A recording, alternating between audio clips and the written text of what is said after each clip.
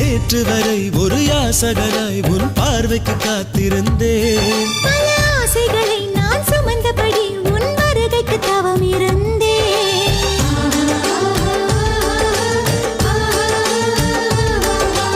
தேவதையே உன் தேவை என்ன உடன் வரங்களை கேட்டுவிடு. சிறு கண்ணசைவில் உன் காதலனை ஒரு வள்ளலாக்கிவிடு.